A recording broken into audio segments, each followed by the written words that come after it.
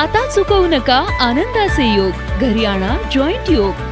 मणके विकार, गुडघेदुखी व संधिवातावर त्वरित आरामदायक असे जॉईंट योग मलम व तेल उपलब्ध.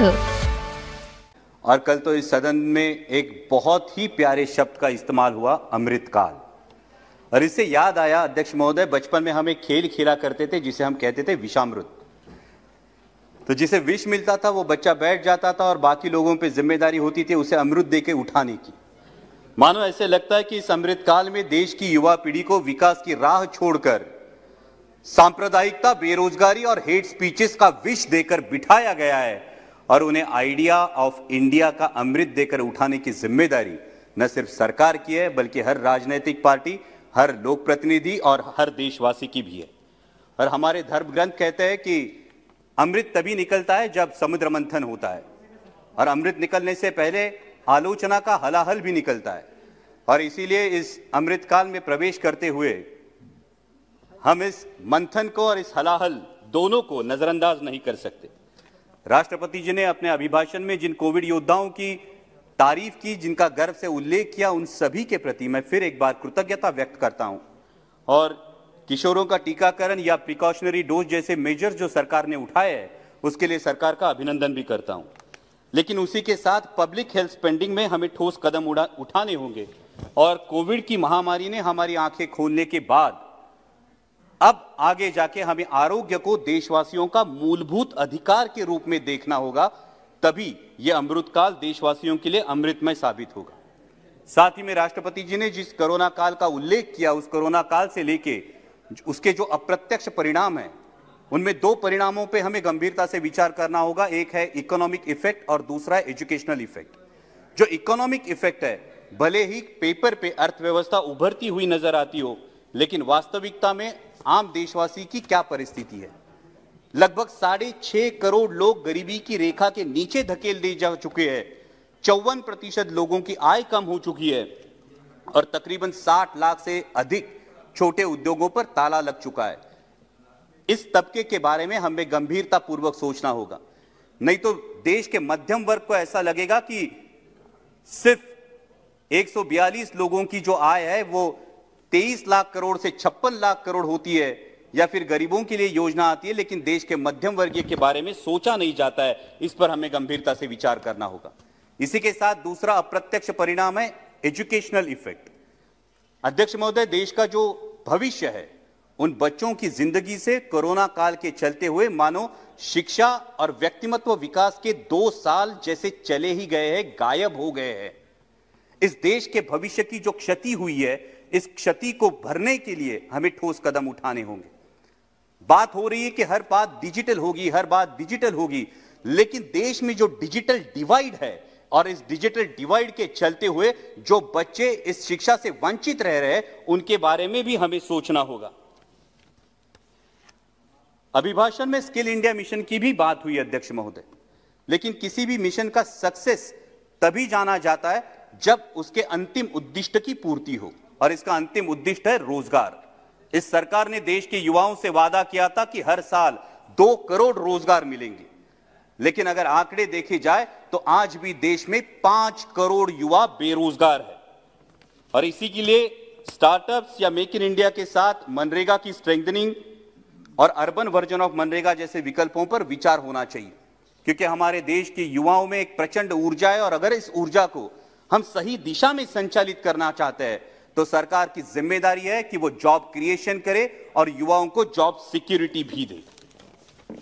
अध्यक्ष महोदय, राष्ट्रपति जी ने अपने अभिभाषण में और एक बात कही जिसे हम सबको गर्व है, वो है विश्व के सबसे बड़े लोकतंत्र की.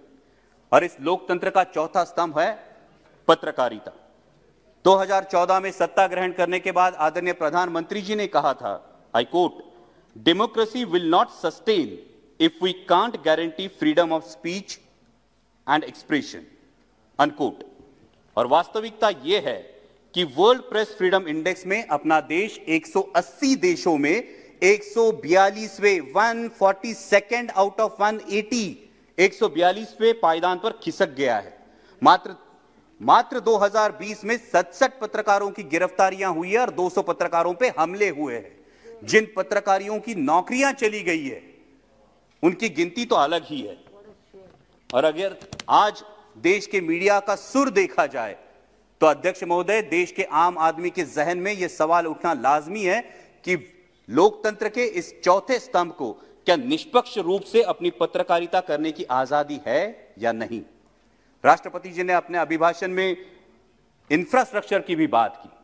माननीय मंत्री महोदय सदन में है, इसलिए मैं यह अवसर लेना चाहता हूं कि जब इंफ्रास्ट्रक्चर की बात हो तो रेल इंफ्रास्ट्रक्चर भी उतना ही जरूरी है। और महाराष्ट्र से MRIDC से एक बहुत ही महत्वाकांक्षी प्रकल्प है Pune Nashik semi high speed railway, और जिसमें राज्य की भागीदारी सिर्फ 20%, केंद्र की भागीदारी सिर्फ 20% और 60% थ्रू इक्विटी ऐसा है। बावजूद इसके महाराष्ट्र सरकार की कैबिनेट ने इसके लिए मंजूरी दे दी है और उसने अपना पहला 100 करोड़ का किश्त जमीन अधिग्रहण के लिए दे भी दिया है। उसके बावजूद केंद्र सरकार से इसे ग्रीन सिग्नल नहीं मिल रहा है। महाराष्ट्र के, जिसे हम गोल्डन ट्रायंगल कहते हैं, पूना, नासिक और मुंबई, इसे जोड़ने वाला यह एक बहुत ही महत्वाकांक्षी प्रकल्प है। इसलिए मेरा अनुरोध है, जब हम इंफ्रास्ट्रक्चर की बात कर रहे हैं तो ऐसे महत्वाकांक्षी प्रकल्पों को नजरअंदाज नहीं किया जाए। अध्यक्ष महोदय, अभिभाषण में और एक बहुत ही महत्वपूर्ण बात की गई और वो है सर्वसमावेशी और सशक्त भारत के निर्माण की। जब हम आर्थिक, सुरक्षा विषयक और शारीरिक सक्षमता की और सशक्तता की बात करते हैं तो यह सवाल भी उठता है कि क्या देश मानसिक सशक्तता की ओर बढ़ रहा है या नहीं। और अगर हम अपने दिल पर हाथ रख के इस सवाल का जवाब दे तो इसका जवाब ना आएगा, क्योंकि आए दिन देश के युवाओं के, देशवासियों के दिलो दिमाग में सांप्रदायिकता का जहर घोला जा रहा है। अध्यक्ष महोदय, मुझे मेरे धर्म पर अभिमान है और हर किसी को होना लाजमी है, लेकिन जब धार्मिक अभिमान का रूपांतर धार्मिक उन्माद में होता है तो वो धार्मिक उन्माद मानवता और देश की अखंडता के लिए निश्चित ही हानिकारक है।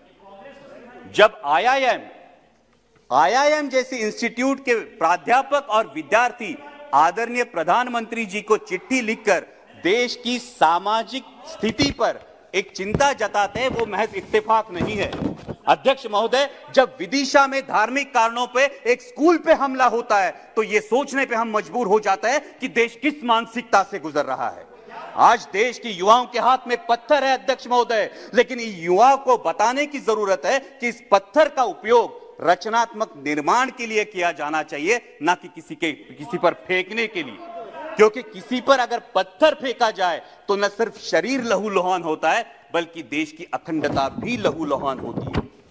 दुर्भाग्य की बात है अध्यक्ष महोदय कि आज देश के युवा से पूछा जाता है मंदिर जाओगे या मस्जिद, कल पूछा जाएगा मंदिर या चर्च, परसों पूछेंगे मंदिर या गुरुद्वारा, लेकिन एक दिन देश का युवा जवाब देगा, अजी मंदिर, मस्जिद, गुरुद्वारा, चर्च सब छोड़िए, पहले रोटी की बात कीजिए, पहले रोजगार की बात कीजिए, पहले देश के विकास की बात कीजिए। क्योंकि अध्यक्ष महोदय, मैंने किस जाति में, किस पंथ में, किस प्रांत में, किस धर्म में जन्म लिया, इसका न्यूनगंड या अहंभाव पालने से अच्छा होगा कि मैं मेरे कर्तृत्व से मेरे व्यक्तित्व को ऐसे ऊंचाइयों पर ले जाऊं कि मुझ पर मेरी जाति को, मुझ पर मेरे पंथ को, प्रांत को, धर्म को और अंतिमतः मेरे राष्ट्र को भी गर्व महसूस हो।